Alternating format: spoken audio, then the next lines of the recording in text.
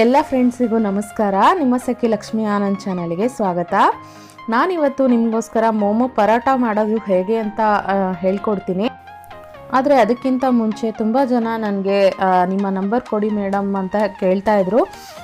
So ಅವರಿಗೋಸ್ಕರ ಅಂತ ಹೇಳಿ ನಾನು ನನ್ನ ವಾಟ್ಸಪ್ ಗ್ರೂಪಿನ ಲಿಂಕನ್ನು ಡಿಸ್ಕ್ರಿಪ್ಷನ್ ಬಾಕ್ಸಲ್ಲಿ ಇಟ್ಟಿರ್ತೀನಿ. ಖಂಡಿತವಾಗ್ಲೂ ನೀವು ಯಾರು ಬೇಕಿದ್ರೂ ನನ್ನ ಗ್ರೂಪಿಗೆ ಜಾಯ್ನ್ ಆಗ್ಬೋದು. ನಿಮ್ಮೆಲ್ರಿಗೂ ಸ್ವಾಗತ ನನ್ನ ಗ್ರೂಪಿಗೆ. ಅದರ ಜೊತೆಗೆ ನನ್ನ ಫೇಸ್ಬುಕ್ ಮತ್ತು ಇನ್ಸ್ಟಾಗ್ರಾಮ್ ಟ್ವಿಟ್ಟರಲ್ಲಿ ಸಹ ನನ್ನ ಅಕೌಂಟ್ ಇದೆ, ನಿಮ್ಮ ಸಖಿ ಲಕ್ಷ್ಮಿ ಆನಂದ್ ಅಂತ ಹೇಳಿ. ಅಲ್ಲಿ ಸಹ ನೀವು ನನ್ನ ಜೊತೆ ಕನೆಕ್ಟ್ ಆಗ್ಬೋದು.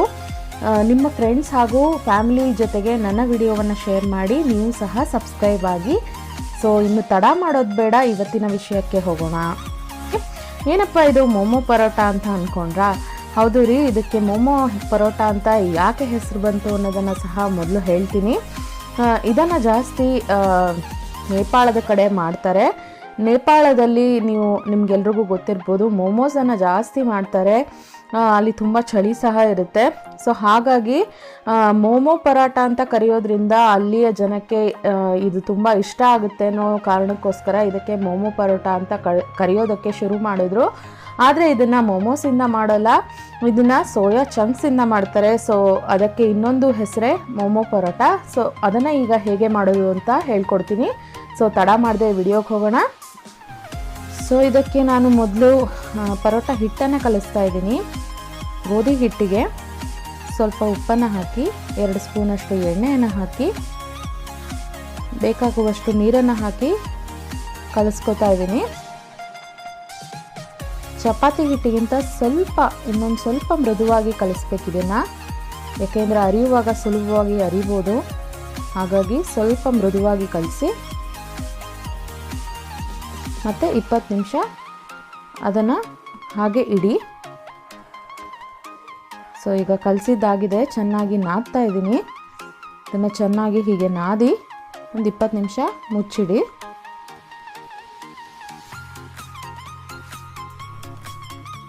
ಸೊ ಇದಾದಮೇಲೆ ನಾನು ಸ್ಟಫಿಂಗಿಗೋಸ್ಕರ 2 ಟೊಮೆಟೊ, 1 ಈರುಳ್ಳಿ, ಕೊತ್ತಂಬರಿ ಸೊಪ್ಪು, ಸ್ವಲ್ಪ ಉಪ್ಪು, ಅಚ್ಚ ಖಾರದ ಪುಡಿ 1 ಸ್ಪೂನು, ಎಣ್ಣೆ 4 ಚಮಚ, ಅರಿಶಿನ ಪುಡಿ 1 ಚಮಚ, ಧನಿಯಾ ಪುಡಿ 1 ಚಮಚ, 2 ಚಮಚದಷ್ಟು ಜೀರಿಗೆಯನ್ನು ತೊಗೊಂಡಿದ್ದೀನಿ. ಅದರ ಜೊತೆಗೆ ನಾನು ಸೋಯಾ ಚಂಕ್ಸನ್ನು ಸಹ ತೊಗೊಂಡಿದ್ದೀನಿ. ಸೋಯಾ ಚಂಕ್ಸು ರೆಗ್ಯುಲರ್ ಆಗಿ ನಾವು ದಿನಸಿ ಅಂಗಡಿಯಲ್ಲಿ ಸಿಗುತ್ತಲ್ಲ, ಅದನ್ನೇ ತೊಗೊಂಡಿದ್ದೀನಿ. ಒಂದು 100 ಗ್ರಾಮಷ್ಟು ತೊಗೊಂಡಿದ್ದೀನಿ ಇಲ್ಲಿ. ಸೊ ಅದನ್ನು ಫಸ್ಟು ನಾನು ಈ ರೀತಿ ನೀರಲ್ಲಿ ನೆನೆಸಿಡ್ತಾ ಇದ್ದೀನಿ. 5 ನಿಮಿಷ ನೆನೆಸಿದ್ರೆ ಸಾಕು, ತುಂಬ ಹೊತ್ತು ನೆನೆಸ್ಬೇಡಿ. ಏಕೆಂದರೆ ತುಂಬ ಸಾಫ್ಟ್ ಆದರೆ ಮತ್ತು ಪರೋಟ ಚೆನ್ನಾಗಿ ಬರೋದಿಲ್ಲ ಮತ್ತು ಅರಿಯೋದು ಸಹ ಸ್ವಲ್ಪ ಕಷ್ಟ ಆಗುತ್ತೆ. ಸೊ ಹಾಗಾಗಿ 1-2 ನಿಮಿಷದಿಂದ 5 ನಿಮಿಷ ನೆನೆದ್ರೆ ಸಾಕು. ಅದಾದಮೇಲೆ ಈ ರೀತಿ ನೀರನ್ನು ಸ್ಕ್ವೀಸ್ ಮಾಡಿ ತೆಗೆದು ಈ ರೀತಿ ಮಿಕ್ಸಿ ಜಾರಿಗೆ ಹಾಕಿ 1-2 ಸಲ ತಿರುವಿ ಅದು ಈ ರೀತಿ ನುಚ್ಚು ಥರ ಆಗುತ್ತೆ. ಇದನ್ನು ಸೈಡಲ್ಲಿ ಇಟ್ಕೊಳ್ಳಿ. ಈಗ ನಾನು ಈ ಟೊಮೆಟೊವನ್ನು ಹೀಗೆ ಸ್ಲೈಸ್ ಮಾಡಿ ಇಟ್ಕೊಂಡಿದ್ದೀನಿ. ಯಾಕೆ ಈ ರೀತಿ ಸ್ಲೈಸ್ ಮಾಡಿದ್ದೀನಿ ಅಂತಂದರೆ, ಈ ರೀತಿ ಚಾಪರನ್ನು ನೀವೆಲ್ಲರೂ ಬಳಸ್ತಿದ್ದೀರಾ ಅಂತ ಅಂದ್ಕೊಂಡಿದ್ದೀನಿ. ಯಾರ್ಯಾರು ಬಳಸ್ತಾ ಇಲ್ವೋ ಅವರೆಲ್ಲ ಈ ರೀತಿಯ ಒಂದು ಚಾಪರನ್ನು ತೊಗೊಂಡ್ರೆ ತುಂಬ ಈಸಿಯಾಗಿ ಕೆಲಸ ಆಗೋಗುತ್ತೆ ಫ್ರೆಂಡ್ಸ್.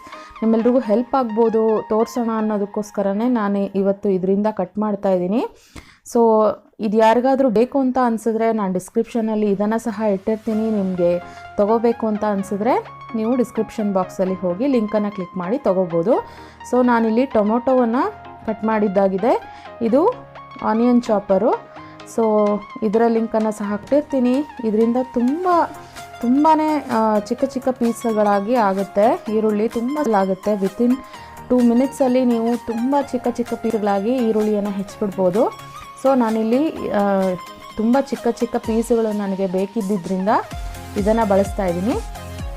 ಸೊ ಈಗ ಈರುಳ್ಳಿ ಹೆಚ್ಚಿದ್ದು ಆಯಿತು. ಇದೆರಡು ಚಾಪರ್ಗಳು ತುಂಬ ಹೆಲ್ಪ್ ಮಾಡುತ್ತೆ ಫ್ರೆಂಡ್ಸ್ ನಮ್ಮ ದಿನನಿತ್ಯದ ಲೈಫಲ್ಲಿ. ಯಾಕೆಂದರೆ ಬೆಳಗಿನ ಜಾವ ನಾವು ತುಂಬ ಹರಿಬರಿನಲ್ಲಿರ್ತೀವಿ.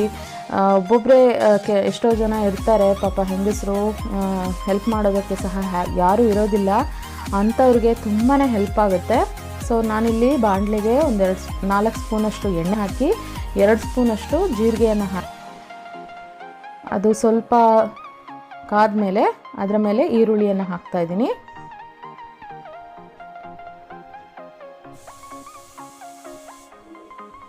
ಸೊ ಈರುಳ್ಳಿಯನ್ನು ಚೆನ್ನಾಗಿ ಬಾಡಿಸಿ ಉಪ್ಪನ್ನು ಹಾಕ್ತಾಯಿದ್ದೀನಿ. ಇದ್ರ ಮೇಲೆ ನಾನು ಈಗ ಬೇಕಾಗುವಷ್ಟು ಉಪ್ಪನ್ನು ಹಾಕ್ತಾಯಿದ್ದೀನಿ, 1-1.5 ಸ್ಪೂನಷ್ಟು. ಸೊ ಇದನ್ನು ಸಹ ಚೆನ್ನಾಗಿ ಹುರಿರಿ. ಈರುಳ್ಳಿಯನ್ನು ಚೆನ್ನಾಗಿ ಹುರಿದ ಮೇಲೆ ಅದರ ಮೇಲೆ ನಾನು ಹೆಚ್ಚಿರುವ ಟೊಮೆಟೊವನ್ನು ಹಾಕ್ತಾಯಿದ್ದೀನಿ. ಸೊ ಟೊಮೆಟೊವನ್ನು ಸಹ ನೀವು ನೋಡ್ಬೋದು, ಒಂದೇ ಸಮನಾಗಿ ತುಂಬ ಚೆನ್ನಾಗಿ ಚಾಪರಲ್ಲಿ ಕಟ್ಟಾಗಿದೆ, ಒಂದೇ ಸಮವಾಗಿ ಕಾಣಿಸ್ತಾ ಇದೆ ನೋಡಿ. ಇದನ್ನು ನೀವು ಸಲಾಡ್ಗೆ ಸಹ ಇದೇ ರೀತಿ ಹೆಚ್ಕೋಬೇಕು ಅಂತಂದರೆ ಹೆಚ್ಬೋದು.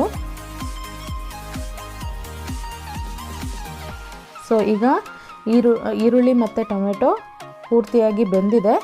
ಟೊಮೆಟೊವನ್ನು ಸಹ ತುಂಬ ಮೃದುವಾಗುವಷ್ಟು ನಾವು ಬೇಯಿಸ್ಕೋಬೇಕು, ಇಲ್ಲದೇ ಇದ್ದರೆ ಟೇಸ್ಟ್ ಅಷ್ಟು ಚೆನ್ನಾಗಿರಲ್ಲ. ಸೊ ಅರಿಶಿಣವನ್ನು ಹಾಕಿದ್ದೀನಿ. ಇದು ಅಚ್ಚ ಖಾರದ ಪುಡಿ, ಬೇಕಾಗುವಷ್ಟು ನಿಮ್ಮ ರುಚಿಗೆ ತಕ್ಕಷ್ಟು ಹಾಕ್ಬೋದು. ಇದು ಧನಿಯಾ ಪುಡಿ,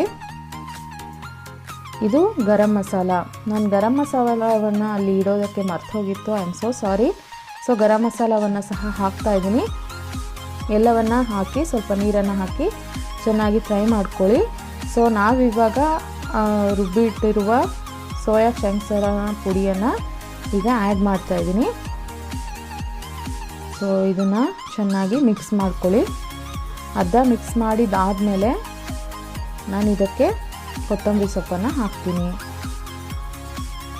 ಸೊ ಕೊತ್ತಂಬರಿ ಸೊಪ್ಪಿದು. ಸೊ ಈಗ ಪೂರ್ತಿಯಾಗಿ ಮಿಕ್ಸ್ ಮಾಡ್ಕೊಳ್ಳಿ.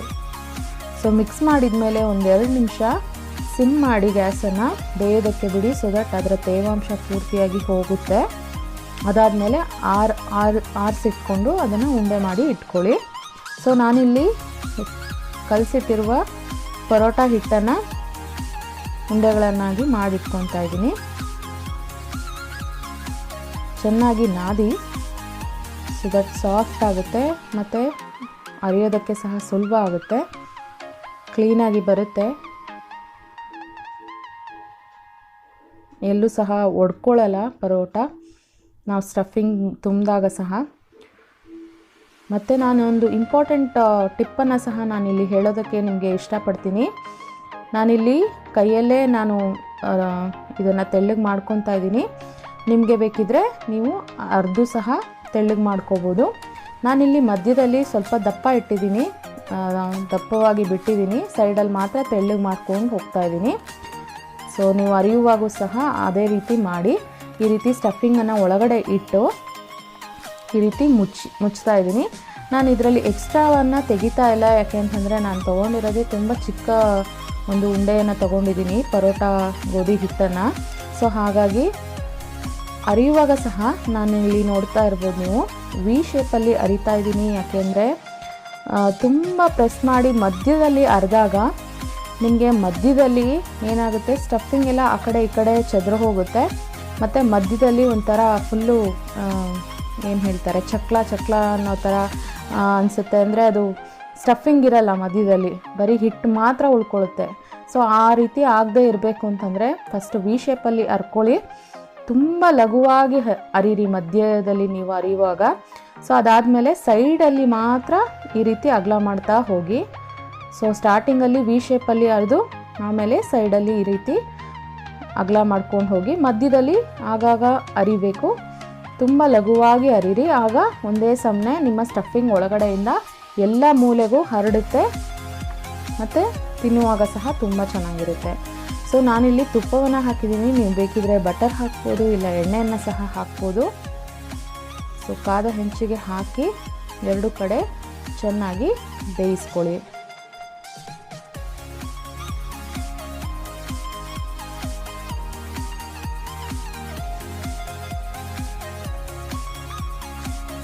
ಸೊ ನಮ್ಮ ಮೊಮೊ ಪರೋಟ ರೆಡಿ ಇದೆ. ಇದಕ್ಕೆ ಒಂದು ಸೈಡ್ ಡಿಶನ್ನು ಸಹ ನಾನಿವತ್ತು ತೋರಿಸ್ತೀನಿ. ಈ ರೀತಿ ಸಹ ಒಂದು ಸೈಡ್ ಡಿಶನ್ನು ಮಾಡಿ ನೀವು ಬಡಿಸ್ಬೋದು. ಸೊ ಸೈಡ್ ಡಿಶ್ಶಿಗೆ ಒಂದು ಕಪ್ಪಲ್ಲಿ ಮೊಸರನ್ನ ತೊಗೊಂಡಿದ್ದೀನಿ, ಒಂದು 4-5 ಸ್ಪೂನು. ಅದಕ್ಕೆ 1-2 ಚಿಟಿಕೆ ಆಗೋಷ್ಟು ಅಚ್ಚ ಖಾರದ ಪುಡಿ, 1-2 ಚಿಟಿಕೆ ಆಗೋಷ್ಟು ಚಾಟ್ ಮಸಾಲ ಹಾಕ್ತಾಯಿದ್ದೀನಿ. ಮತ್ತು ಕೊತ್ತಂಬರಿ ಸೊಪ್ಪನ್ನು ಹಾಕಿ ಮಿಕ್ಸ್ ಮಾಡ್ತಾಯಿದ್ದೀನಿ. ಚಾಟ್ ಮಸಾಲದಲ್ಲೇ ಉಪ್ಪಿರುತ್ತೆ, ಸೊ ಹಾಗಾಗಿ ಎಕ್ಸ್ಟ್ರಾ ಉಪ್ಪನ್ನು ನಾನು ಆ್ಯಡ್ ಮಾಡ್ತಾಯಿಲ್ಲ.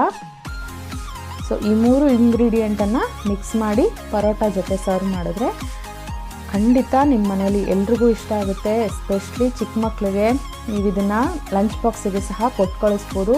ತುಂಬ ಈಸಿಯಾಗಿ ನೀವು ಈ ಪಲ್ಯವನ್ನು ಮಾಡಿಟ್ಕೊಂಡ್ರೆ, ಸ್ಟಫಿಂಗನ್ನು ಮಾಡಿಟ್ಕೊಂಡ್ರೆ ಮಾರನೇ ದಿನ ಬೆಳಗ್ಗೆ ನಿಮ್ಮ ಮಕ್ಕಳಿಗೆ ಈಸಿಯಾಗಿ ಮಾಡಿ ಕೊಟ್ಟು ಕಳಿಸ್ಬೋದು. ಅವರು ಸಹ ತುಂಬ ಎಂಜಾಯ್ ಮಾಡ್ಕೊಂಡು ತಿಂತಾರೆ. ಸೋಯಾ ಪರೋಟ ತುಂಬ ಒಳ್ಳೆಯದು ಸಹ ಮೈಗೆ, ತುಂಬ ಪ್ರೋಟೀನ್ ಇರುತ್ತೆ ಅದರಲ್ಲಿ. ಸೊ ನೀವು ಸಹ ಮಾಡಿ ನೋಡಿ, ಹೇಗಾಯಿತು ಅನ್ನೋದನ್ನು ಹೇಳಿ. ಮತ್ತೆ ನಾಳೆ ಸಿಗ್ತೀನಿ ಹೊಸ ವಿಷಯದೊಂದಿಗೆ. ಅಲ್ಲಿವರೆಗೂ ನಿಮ್ಮ ಸಖಿ ಲಕ್ಷ್ಮಿ ಆನಂದ್ ಕಡೆಯಿಂದ ವಿದಾಯ. ಬಾಯ್.